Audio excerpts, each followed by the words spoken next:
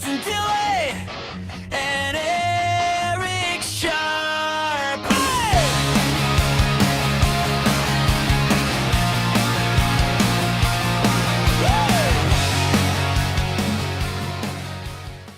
Oh, look at that. We're on. It's Friday. Happy Friday. Happy Friday. Episode 95, July 17th. 95, July 17th, in the middle of summer, kind of. Working our way towards the end. Any summer vacation plans?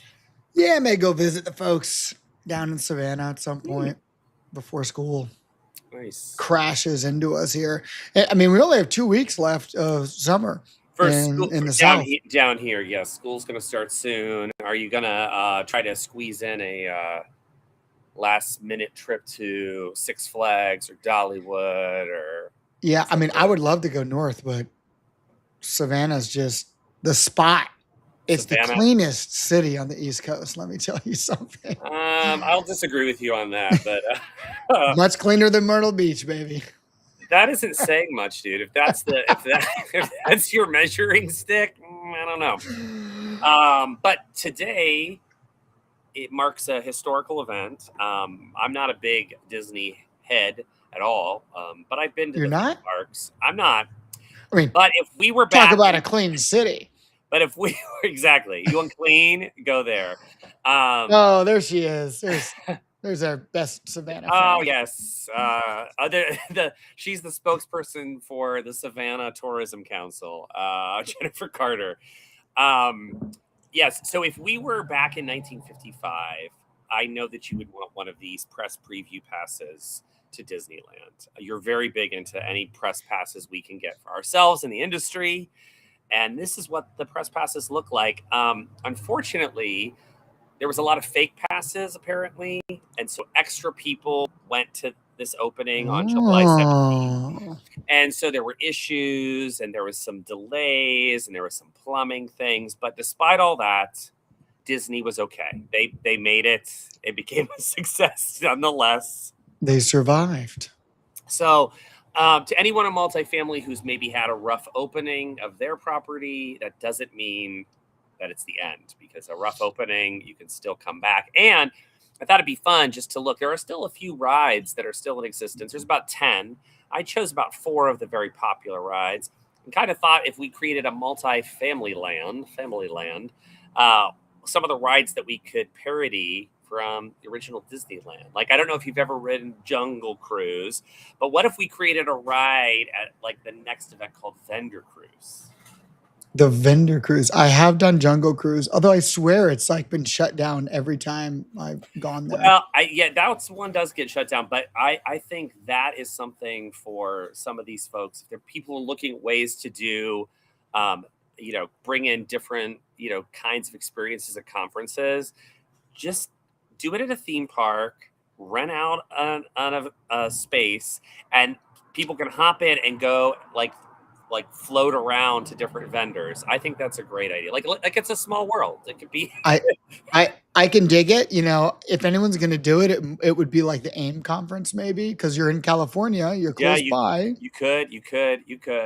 But yeah, just if you are going to amusement parks, have fun.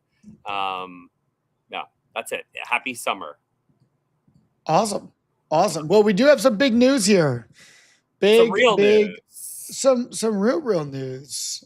Millhouse and SRG Residential have agreed to merge, and they are acquiring Broad Shore Capital Partners. Yes.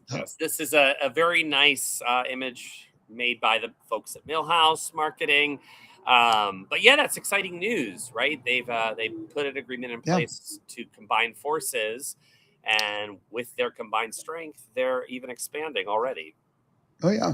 So, of course, my notes disappeared, but I will bring them up here. Here's what you're going to expect to see with this combination of, Millhouse and SRD Residential. You're going to be looking at more than 50,000 apartment homes across 20 plus markets nationwide. And they've got just around 1,400 employees, talented team members, as they call them, really supporting the next generation of their multifamily merger here. So congratulations to everyone. But that's not all, Eric. No, There's another we're one. not. There's another one, Justin. Yeah. Lincoln Property Company, which, they recently split. And so the residential became Willowbridge as part of that connection to Cadillac. But Lincoln Property now just acquired the Spectrum companies, and they're going to be doubling down in the Carolinas, both with commercial and with residential, so some multifamily properties as well. So they're growing and expanding.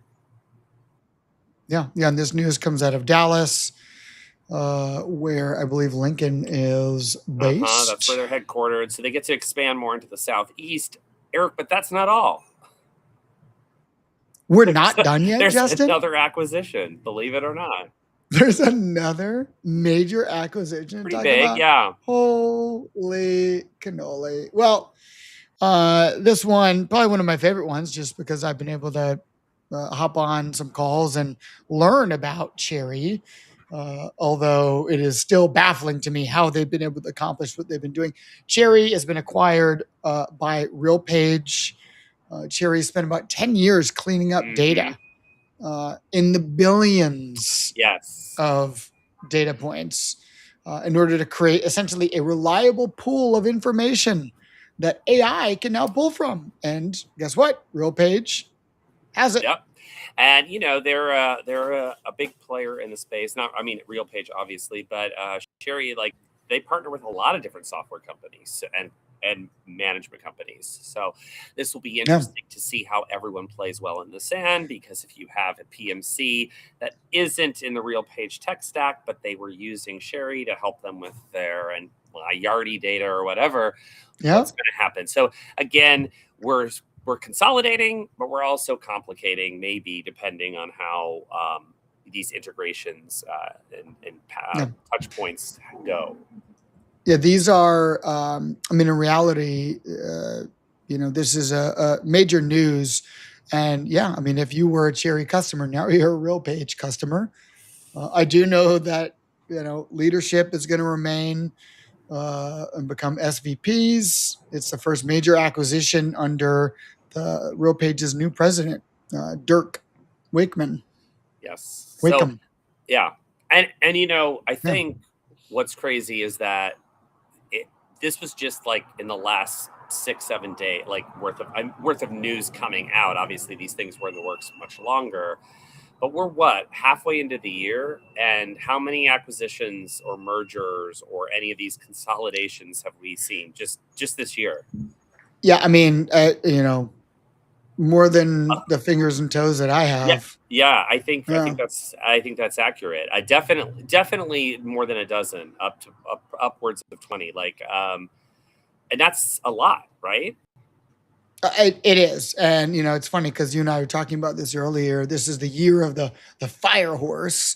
And of course, I created this terrible graphic that doesn't represent what we're trying to accomplish here. But, one can only try on a Friday.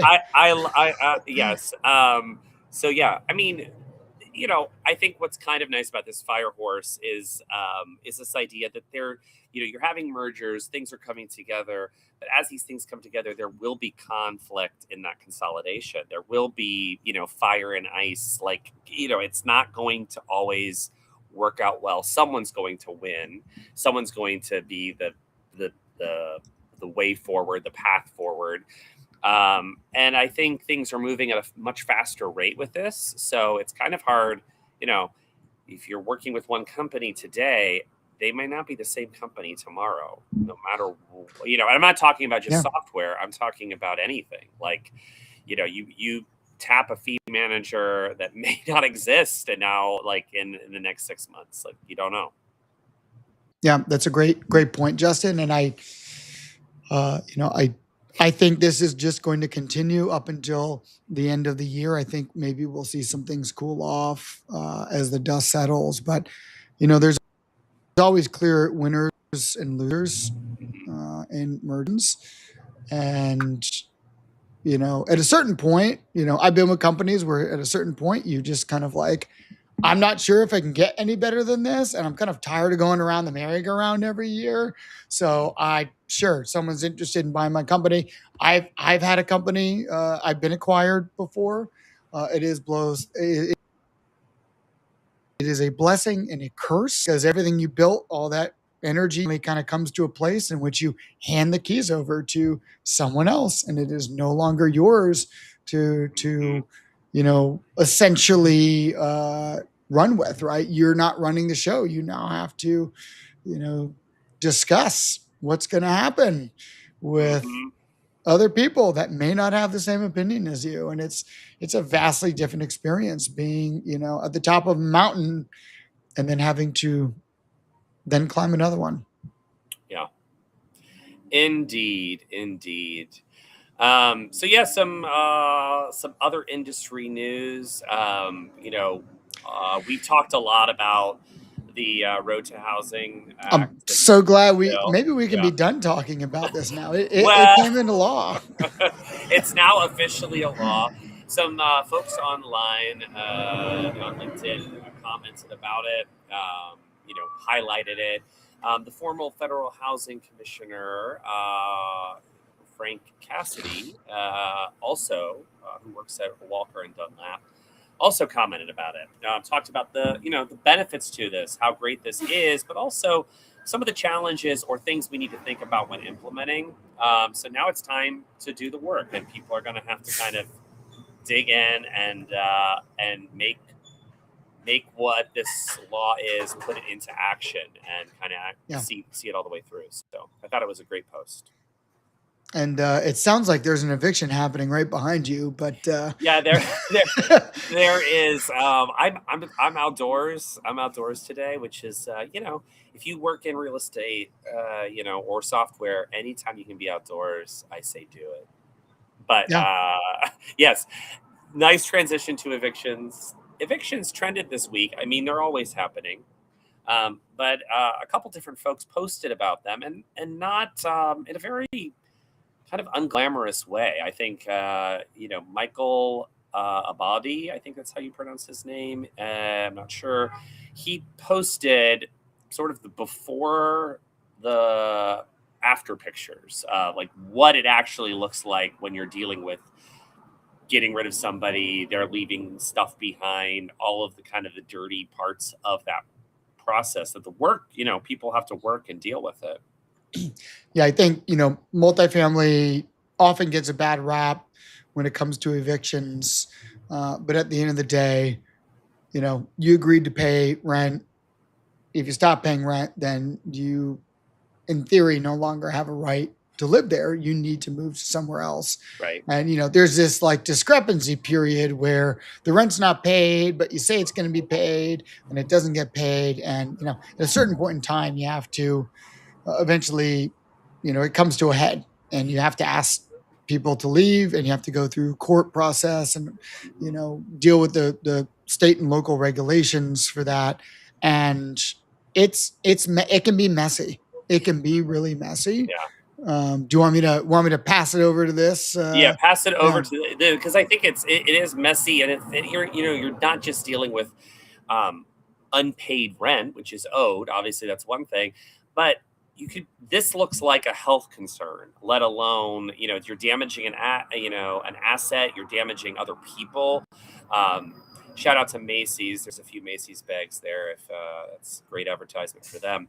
But this is what, sometimes you're really dealing with. I mean, this reminds me, I'm a little bit of an obsessive of watching the show Hoarders. That is a show I can binge. It is a stark reminder to me to never let my garage get out of control with like saving crap. But this is, somebody had to deal with this before they could turn over the unit and then release it. Yeah. Yeah. I have, living in Atlanta, I have seen evictions happen, both to people I've known, and then people who I've, didn't know. And it's always sad seeing those, the black garbage bags sitting outside and things being moved out.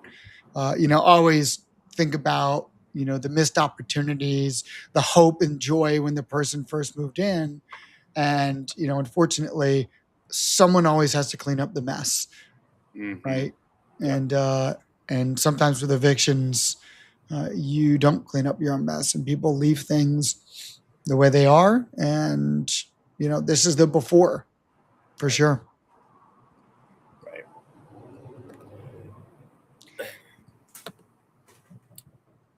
And Look, what you got else? a Hoarders fan. Oh gosh.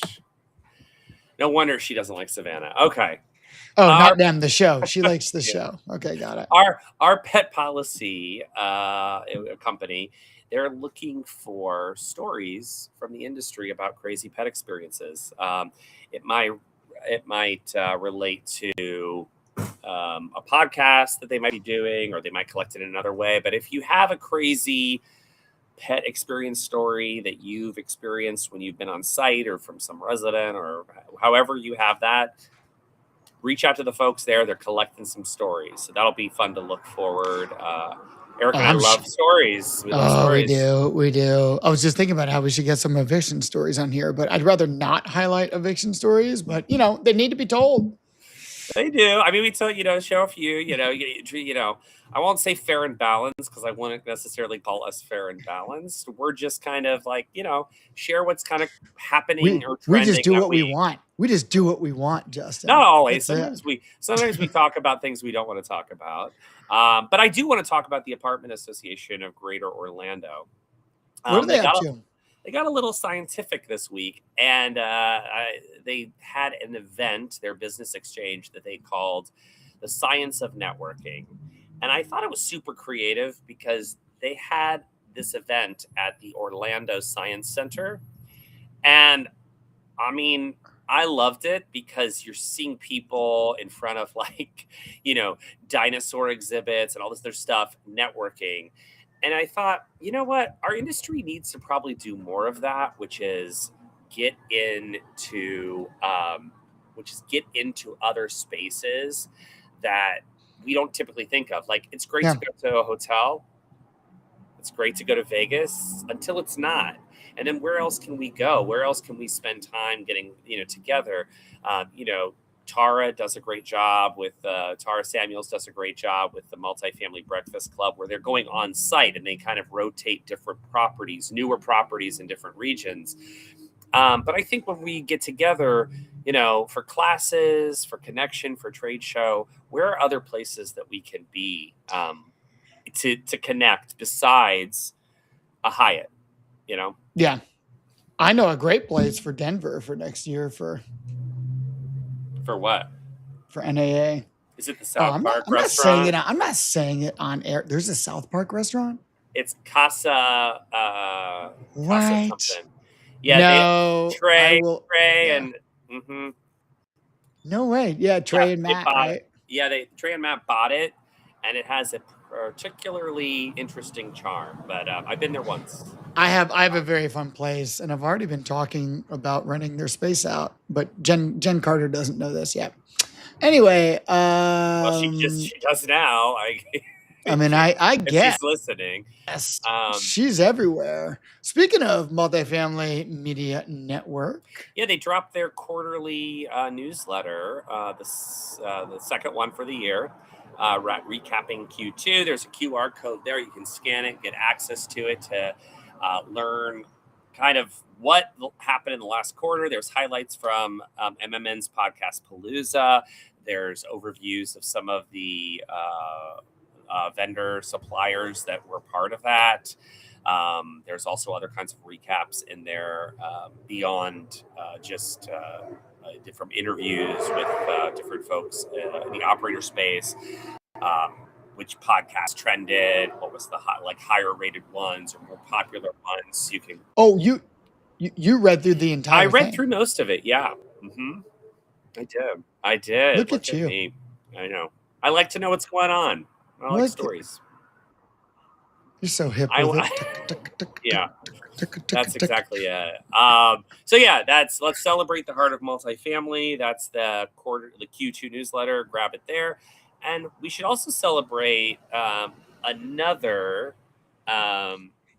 person who's got a big heart in multifamily and a big brain.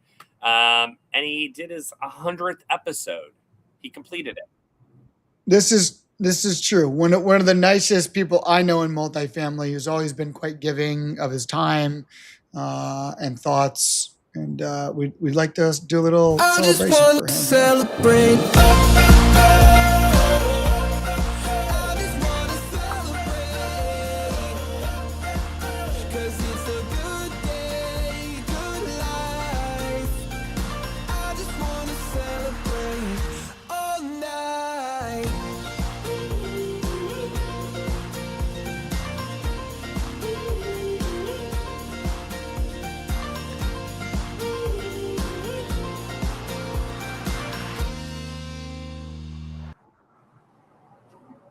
That's lovely.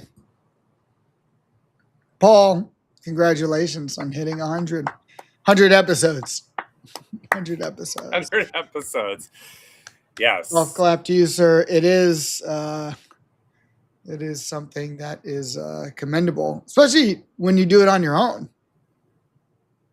Yeah, I think it's easier when you have somebody dragging your ass across the Friday threshold and saying, I agreed to do this show with you, so I guess I'll hop on again, even though I'm not ready to do that. But yes, I agree, Mike. He is a rock star. I think I showed that. I totally just clicked it as soon as you clicked it. Look at that. We're in sync. We're in sync. There we go. Yes, a rock star in the industry for sure. Lots of folks are congratulating him. There we go. I'll just let you run it, Eric. And I'll just run it. Yeah. I'll sit here and just look nice. But do what you do best. Justin, you're doing another kind of a show. You're doing something coming up here soon. Tell us about since we're at the end of our show here. What are you doing soon?